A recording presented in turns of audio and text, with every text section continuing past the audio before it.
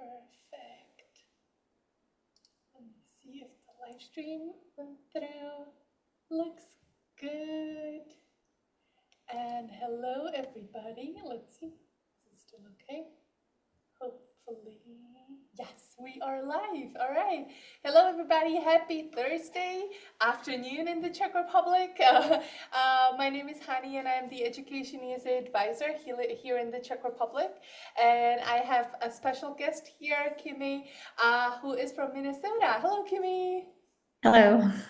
So today we'll talk about short-term programs and gap year options. So guys, if you are in your graduating year, or even I know that there's a lot of fall 2027 applicants, yeah, definitely join us online. You can ask questions online.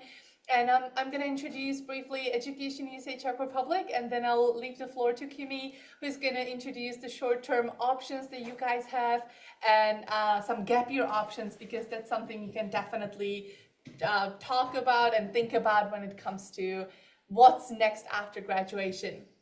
But if you guys are wondering like where to start when it comes to studying in the United States, we are here. The EducationUSA network offers free services, so you don't have to worry about paying for our help or just asking questions and being charged. No, this is just very friendly and free service for you. So make sure you get in touch, ask your questions.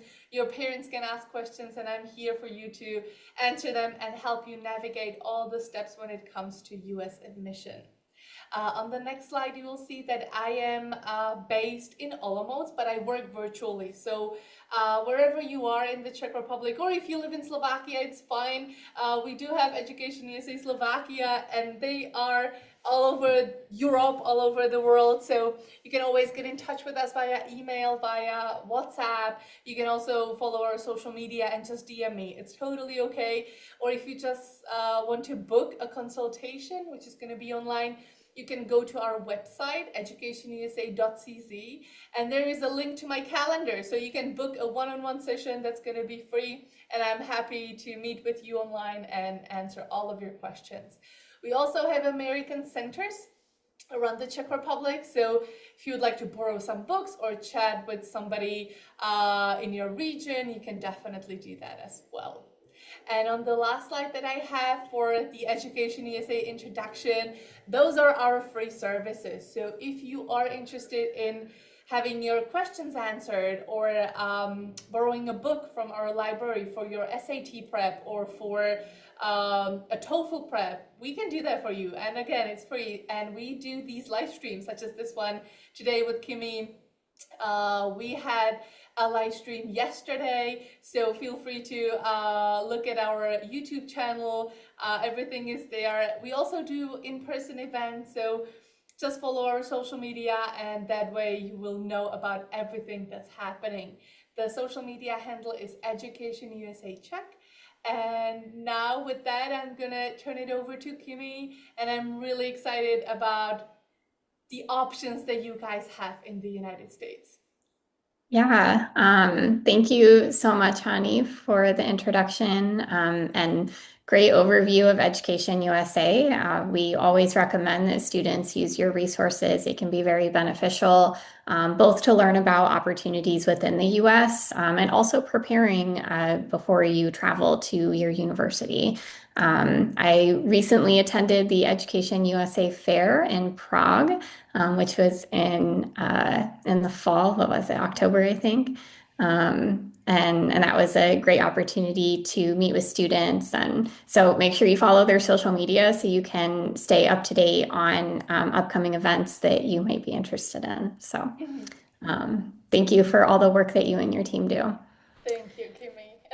Yeah, so as Hani mentioned, my name is Kimi Mouthart. I'm the director of Global Opportunities Minnesota, or Go Minnesota, and this is our program for visiting international students who want to come and study at the University of Minnesota on a short-term basis. Before we get into kind of the meat of my slides, I want to give a broad overview of what are short-term programs or gap year programs. What is it that we mean by this? So short-term study abroad options, these are oftentimes referred to as visiting student programs or free mover programs. I know that the free mover term is very popular in Europe especially. And this basically means that you're going to go study at a university that your home university is not necessarily partnered with. So this means that rather than being an exchange student, you're going and studying on a fee-paying basis. So that's the biggest difference between a free mover and an exchange student. Short-term study abroad options can vary in length, for example, semester-long, summer, or full academic year experiences. Usually, when we're referring to short-term programs, we're looking at programs that are a year or less in duration. But some institutions might offer other types of short-term programs that could exceed a year. But generally, when you're looking at short-term programs, it's going to be under 1 year. Study abroad programs, as a free mover, visiting student, whatever you want to call it, when you're studying abroad at a university, you're going to be earning credit. You're going to be taking classes at that university, and those courses are going to be transferable for you to bring back to your home university and have applied to your degree. So when you're exploring visiting student or free mover programs, it's really important that you talk to your university about your plans and let them know, what classes are you planning to take at that university abroad, just to make sure that the courses you're selecting are going to be relevant to the degree that you're completing. Or if not, you go into that knowing that these are elective courses, it's something that you're just interested in exploring. That's perfectly okay too, but just make sure that you're aware of how those credits are going to transfer for you. Students participate in short-term study abroad programs for a variety of reasons. Usually there is a very limited number of exchange spots or a limited number of partners that your university could be partnering with. And that can make it really competitive for you to find a spot to be able to study abroad. That type of competition really doesn't exist with free mover or visiting student programs because it's not based on exchange. It's not based on a certain number of spots. It's just based on your own academic ability to be admitted to the university as a non-degree student. Short-term study abroad programs also offer students a lot of flexibility because you have more of a say in perhaps the types of classes that you're taking when you go abroad. And it also gives you the freedom to choose your destination, whether it be a specific country that you really want to go to, or a specific type of institution that you're really interested in. And again, maybe your university doesn't partner with those types of institutions. So these are probably the most popular reasons as to why students pursue study abroad programs on a free mover or visiting student basis. Now shifting to gap year a little bit. So gap year programs are typically geared towards students who have completed or will be completing their high school degree. And usually these gap year experiences offer some type of academic coursework or academic experience that students complete between graduating high school and when they start their full-time university study.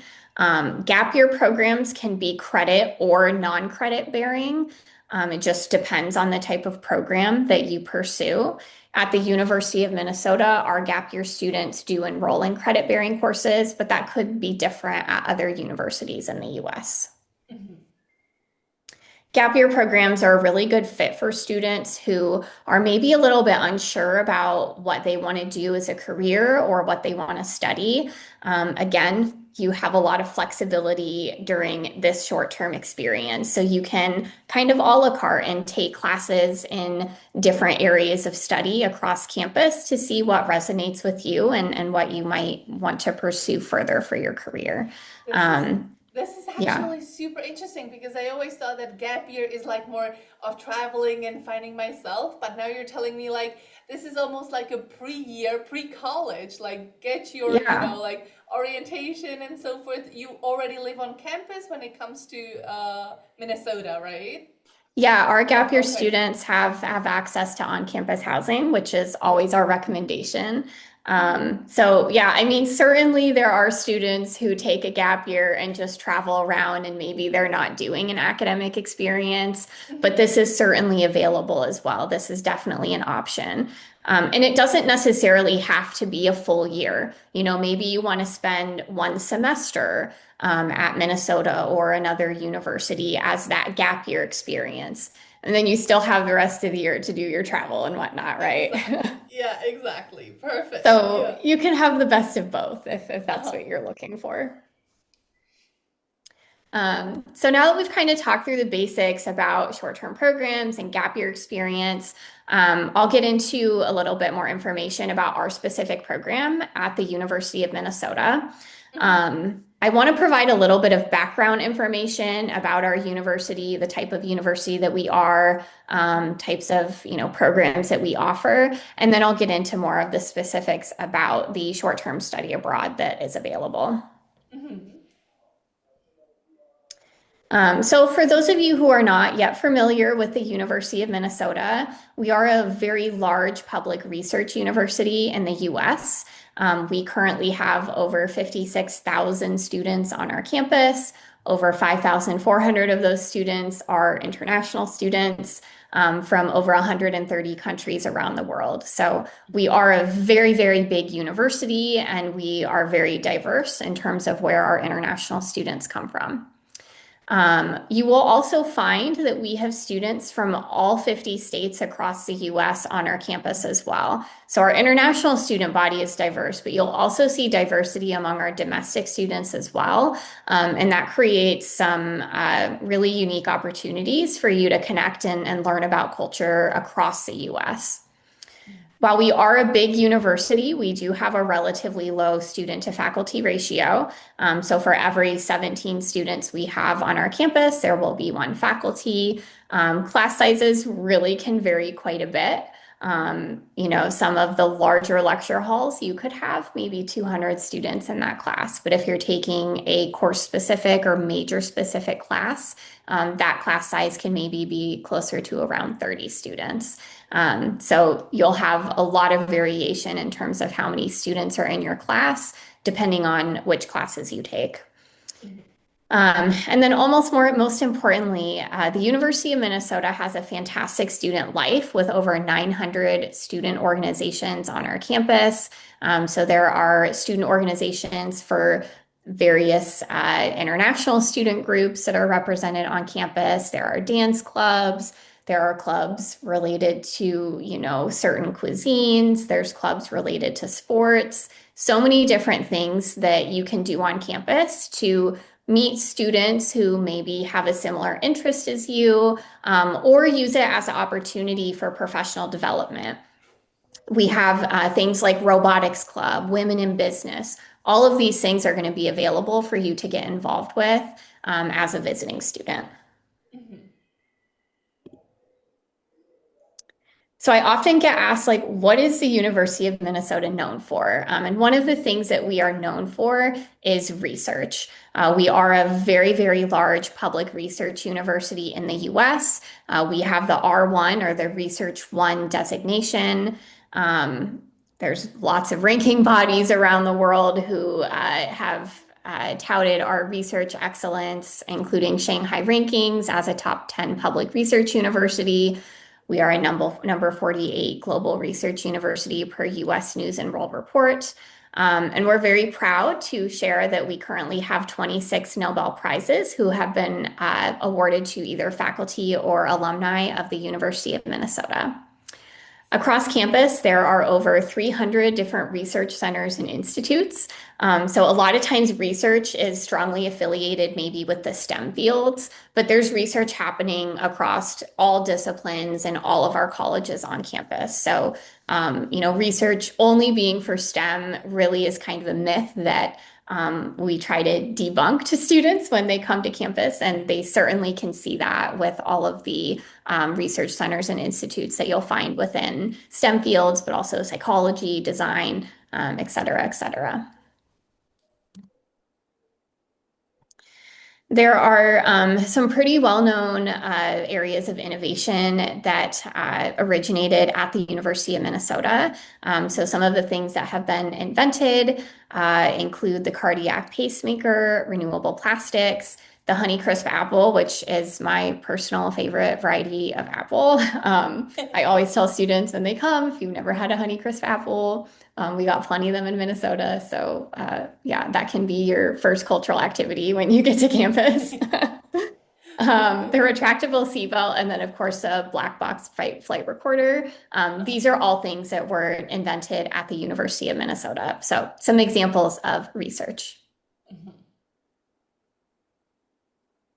I won't spend too much time on this slide, but I do get asked a lot about our rankings, so I always include it for students, family, universities who are interested in this information. Overall, we are a top 100 university in the world, currently sitting at number 73. And then you'll see that a lot of our specific fields have also been ranked quite highly as well. Again, not just in the STEM areas, but also in design, psychology, health programs, chemistry, communication. We're a very large, comprehensive institution, so we don't necessarily specialize in one specific thing. As a comprehensive institution, we're, really progressing in a lot of different areas of study and areas of research and scholarship. Mhm. Okay.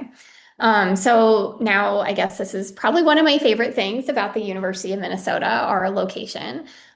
So we are located in the Twin Cities of Minneapolis and St. Paul, which is a very, very large metropolitan area. The population of the Twin Cities is a little over 3 million. So really, really big kind of city experience.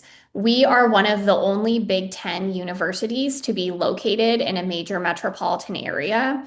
So for students who are looking for a big school, Division I athletics, all the, big school things, while also being in a big city, we are one of very few universities that can kind of offer both of those things.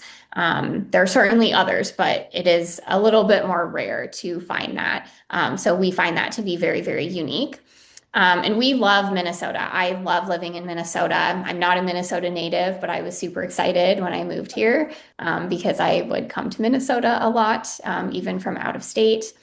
Minnesota kind of has a slogan. It's the land of 10,000 lakes. So we're a big city life, of course, but you'll find that there's so much nature, so many outdoor activities that you can do, whether it be our bike trails or kayaking on the lakes, or going to Duluth, which is in the northern part of our state, where the Lake Superior and the headwater of the Mississippi is there. There's absolutely beautiful, beautiful nature in our state that you can explore while you are here. The Twin Cities themselves, though, is great place to be. There is public transportation, which can sometimes be a little bit tricky in the U.S. But we have both the light rail system and the bus system that can get students, between campus and the airport, around town, around campus, anywhere that they might need to go. They, have access to public transportation, especially because our university is so central. It's right next to downtown Minneapolis, so that makes getting around a lot easier. Mhm. The Mall of America is located in Minnesota, which is usually what I would go do and when I would come from out of state. So we've got really great shopping. There is no sales tax for, clothing and things like that in Minnesota. So it's a good place to shop in the US.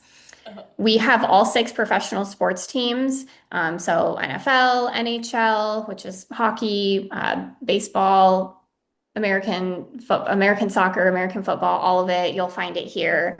You can go to games on campus or you can go to the professional games. So, you can choose which one you're more interested in.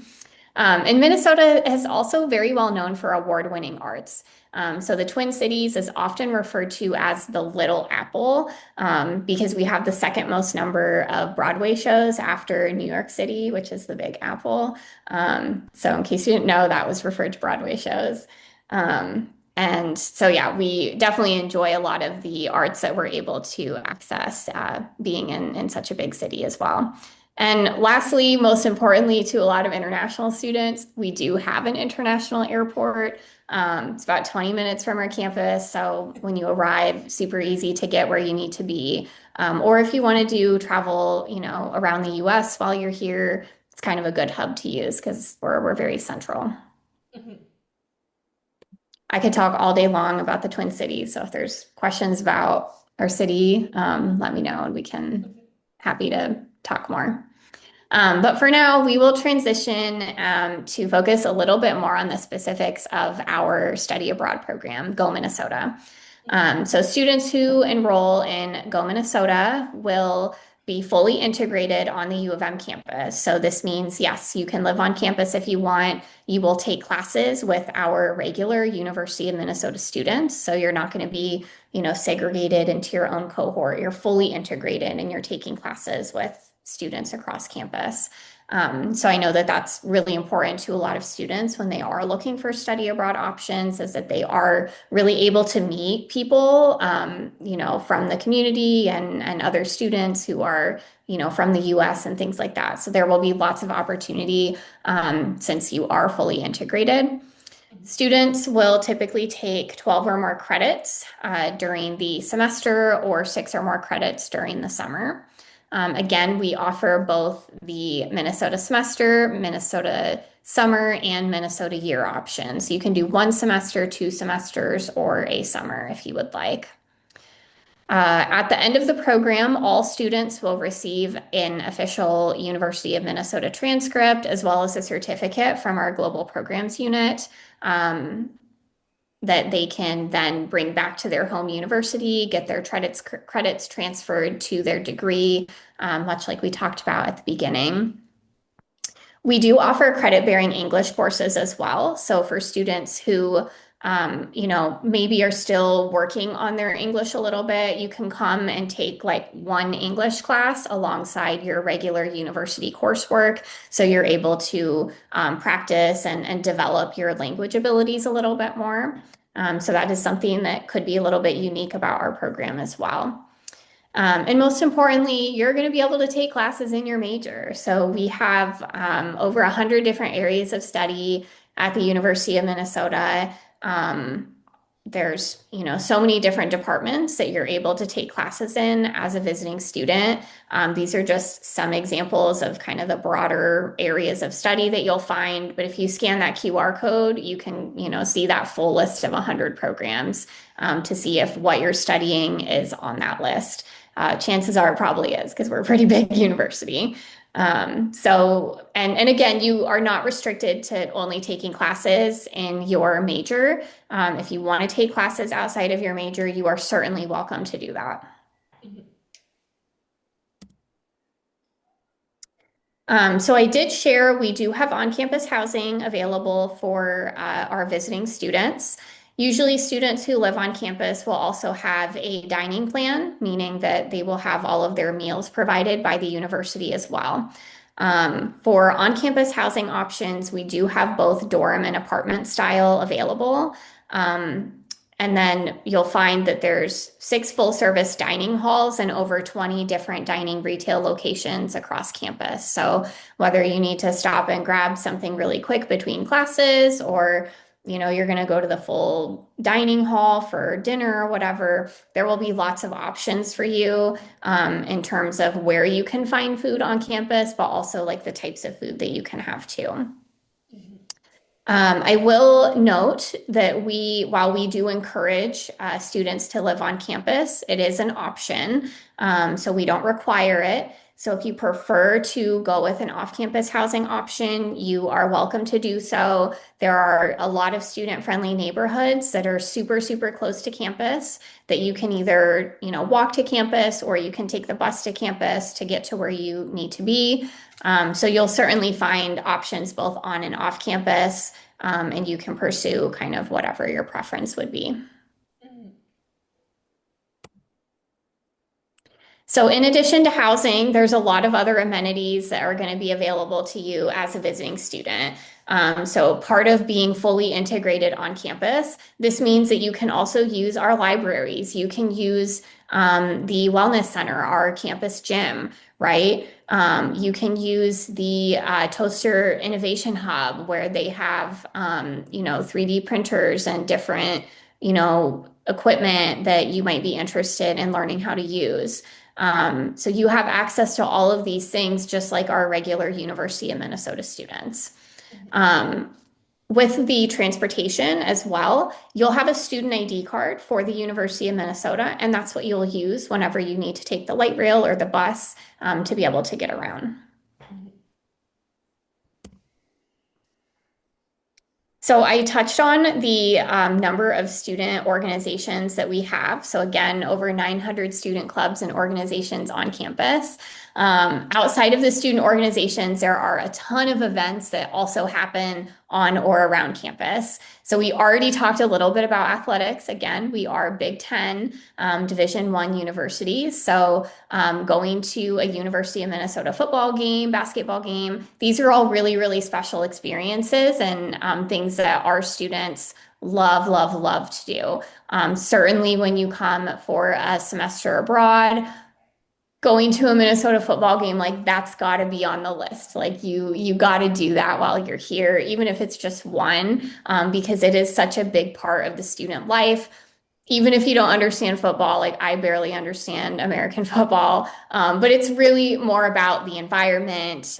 The marching band will play, everybody's cheering. It's about that environment and being part of the culture that revolves around the athletics at the university. I Yeah. mentioned that, yeah, right? Like Sorry, it's but a big deal. yeah, to be honest, like when I see these games, the college games or the university games, I'm like, this doesn't even look like here in the Czech Republic when you play pro, like it's Yeah, not yeah. that huge. I And then mean, my yeah. students are sending me pictures from their college games. I'm like, wow, this is way bigger than you would ever experience here. So yeah, I can imagine that it's a nice experience to try, Yeah, and even if you don't understand. alumni come back to people from the community. Like it really brings people together in a way that you maybe don't understand until you experience it for yourself. So yeah, like it needs to be on that list. You got to do it. So keep an open mind if you're not sure about, sports or whatever.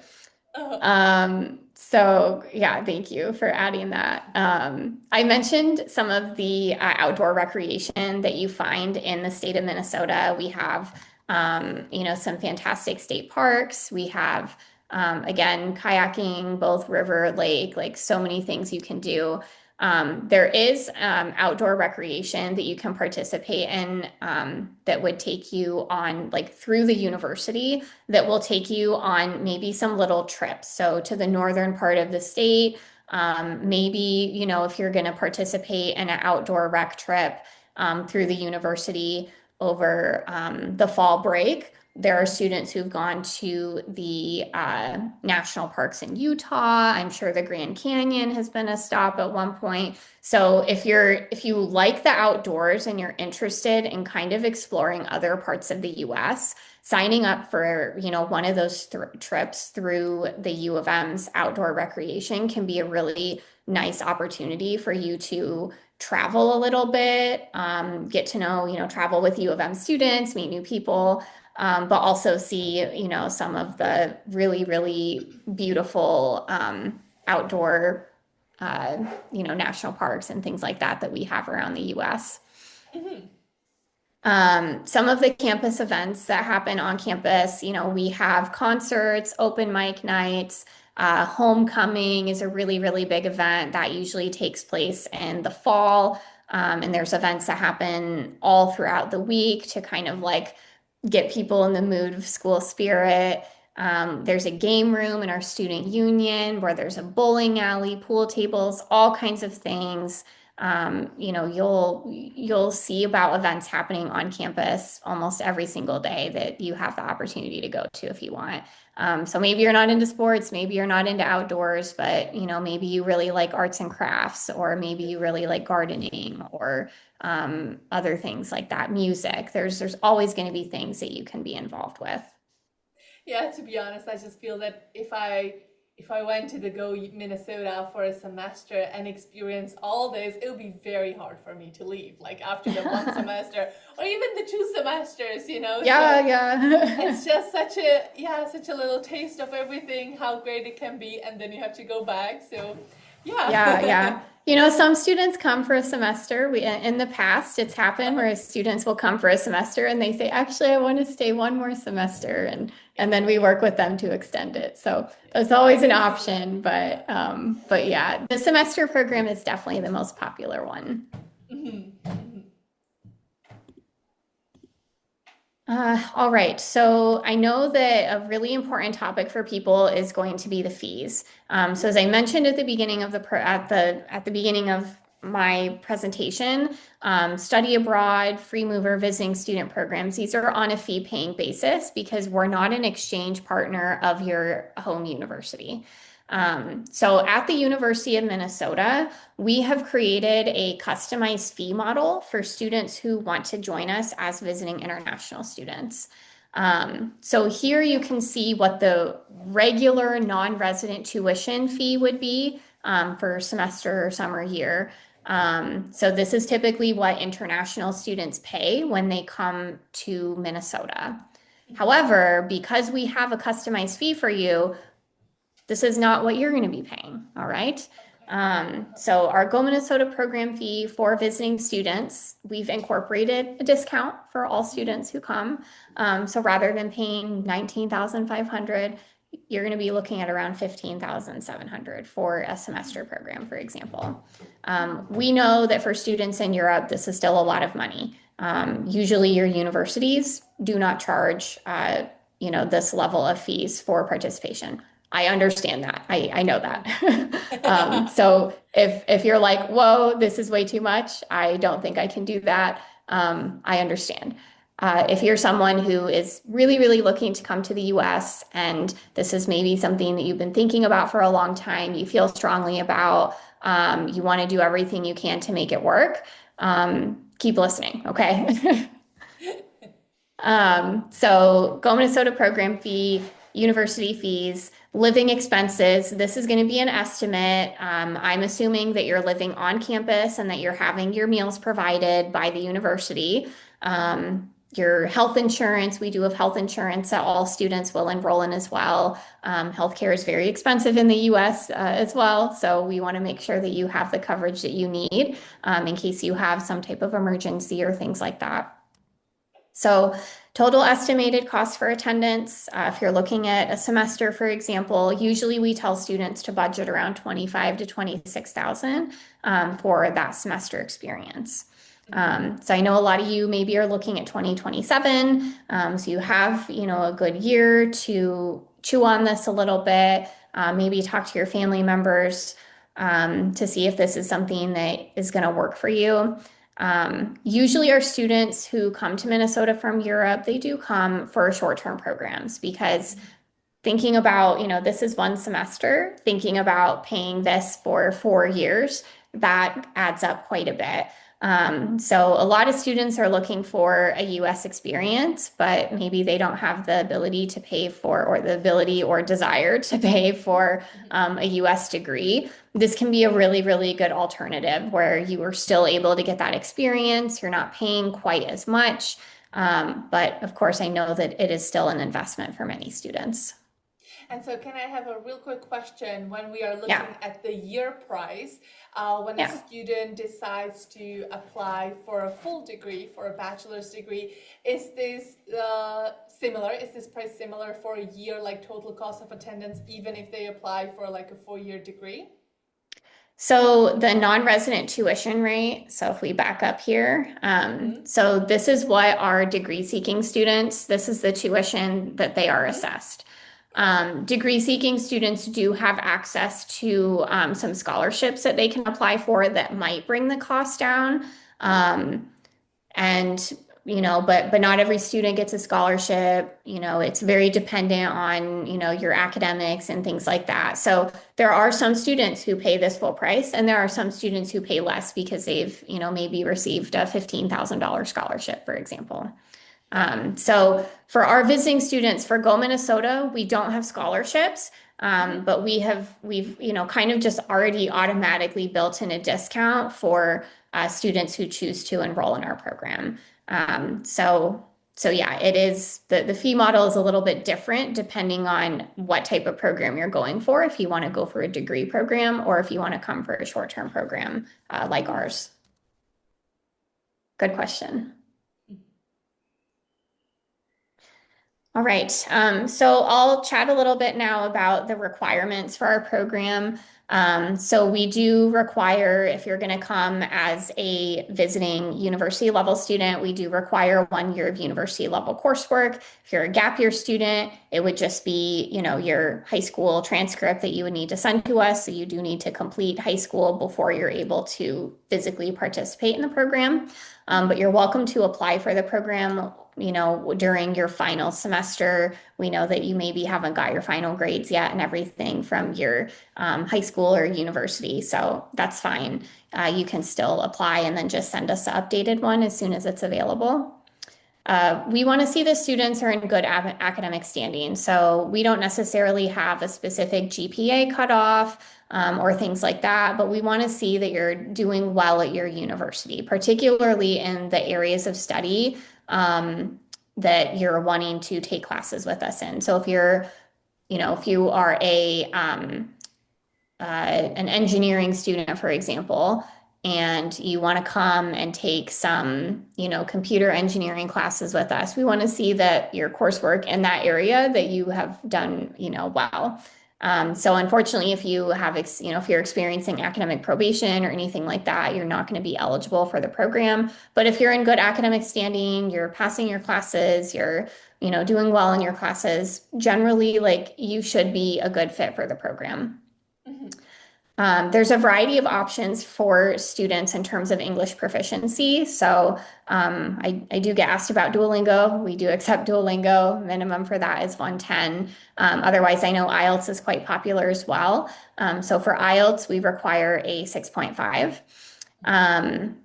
So I mentioned earlier that we have supplemental English classes. So please know that there is a little bit of flexibility that we're able to offer to students when it comes to English. So for example, maybe you get a 6.0 instead of a 6.5 on IELTS, or maybe that writing sub score is a little bit low, right? You can still come, but you will be required to take that supplemental English class, okay? So if you're really, really close to our minimum requirement, you can still apply, but just know that that's something that you'll probably need to do when you get to campus. You do have the option to retest when you get to campus. We have a Minnesota English battery test. So you can test when you get to campus as well to see if you're able to drop that requirement. But otherwise, you should plan on taking that supplemental English class just so we can make sure that you're, able to be successful in your program. For the deadlines, so if you're looking to come and study with us, maybe this fall, application deadline is April 15th. So you do still have time to apply if you're looking to come in the fall. The spring semester, sorry, let me back up. Our fall semester begins in September and ends in December. So if you're looking to study during that time frame, apply by April 15th. If you're looking to study abroad for a spring semester, which would run from January until May, you would want to apply by October 15th, the previous year. Our summer deadline is March 1st. So if you were hoping to do something this summer, I'm very sorry, our deadline has already passed, but you can apply next summer if you would like. And then you can see all of the documents that you will submit to us with your application. So your unofficial transcript, again, that English proficiency exam, a really quick and easy personal statement, just letting us know who you are, what your interests are, what you're hoping to get out of our program. Very short, doesn't need to be any long essay. That's why we call it a personal statement. Copy of your passport, and then the course selection form, which I will talk through now. Mhm. So the course selection form, you will submit this with your application for admission. You can upload it directly to the application along with all of the other documents that I just listed.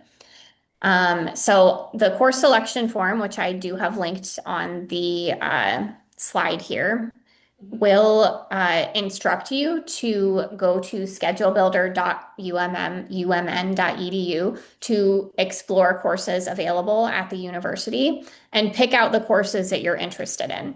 So if you're coming for a semester, you're going to select 4 to 5 preferred courses for your program. Okay, so this is not going to be guaranteed. This is not your registration time. This is just letting me know, hey, Kimmy, these are the classes that I'm interested in. So you're going to select the preferred courses, and then you're also going to list maybe 2 to 3, maybe 4 alternate courses as well. Keep in mind that when you come and study abroad, the courses that you enroll in, it's going to be based on it's based on space availability. So there could be a need for you to be a little bit flexible in the courses that you take with us, which is why we ask that you also indicate some alternate courses that would work for you as well. When you are completing this course selection form, this is the time to consult your home university. Okay. Make sure that they look over the courses that you're picking out. Before you submit it, so you know that those courses have kind of already been pre-approved by your university, and you know that they're going to work for you and your program when you're ready to transfer the credits back. Okay. Mhm. Um, so this course selection form, again, does not guarantee you placement in these classes. It just lets me know what you're interested in. So I can, start checking into maybe prerequisites that you might need for courses, connect with the colleges to make sure that that class is, going to be available to you as a visiting student, things like that. So once you're admitted, we do give you instructions, and the next steps are going to be for the actual registering for the classes. But at the time of your application, it's just giving me a heads up about what you're interested in. Okay. Mhm. Mhm. So that's a very important step.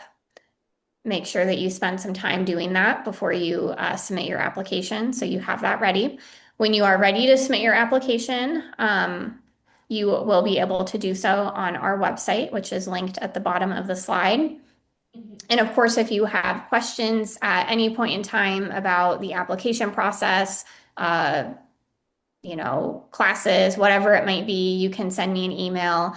gomn@umn.edu is our departmental email, and I'm the one who monitors that. So you'll be able to connect directly with me. You can say, hey, I went to the webinar with Education USA, and I'm so interested in your program, and I will know exactly what you're talking about. So feel free to reach me there if you do have any questions about next steps. If you want to, if there's follow-up questions that you have about the fee model, things like that, I'm happy to chat with you. Mhm. All right. Thank you. So that is everything I have today. Yeah. No, Have it's there been amazing. any? Yeah. Yeah, there are actually there are some questions, but you answered them Amazing. all. So I looked at it and it's like, what can we do so that you guys partner with our university? But basically, it's just you guys can look up the syllabus and the credits can be transferred. Like you don't necessarily have to be a partner, but do you partner with any institutions around Europe or? Yeah, we do partner with some universities around Europe who, have become familiar with our program, the types of classes that we have. So yes, we do partner with universities, and Mhm. they'll oftentimes, put us on their website as a free mover study abroad option. And so there is a little bit more structure there for students at those universities. So we do have partners, but it's not a requirement for your university to be our partner for you to participate in our program. If you if you're, maybe you're a university rep listening along to this presentation. So if you, are working in an international office at your university and you're interested in partnering with us, you're also welcome to send me an email as well. And I can, share a little bit more details about how we partner with universities and what other things that we might be able to do to provide more one-on-one support to your students. Beautiful. Okay. You talked about the age. You talked about, oh yeah, there's a question. If me studying for a semester or for a year and then maybe deciding to apply to University of Minnesota, if this year is going to help me somehow, or if I can claim the credits and kind of maybe skip the year if I get to a degree seeking education. Yeah, it is definitely an option for students. So students can come do a short-term program with us, and maybe they love it and they want to convert to a degree-seeking student. Obviously, there's nothing that prevents you from doing that. So it does require a separate application. So you would need to apply through our Office of Admission as a degree-seeking student. Um, and kind of go through the admission process with them. So there's no like automatic pathway for you to convert to a degree seeking student. But it's certainly something that you can pursue if you would like. Usually, if students are already starting their degree at their home university, you've already completed a year worth of credits at your home university, at least, and then you've taken some credits with us. Another option to consider rather than kind of transferring to U of M, maybe come back and join us for a master's degree, right?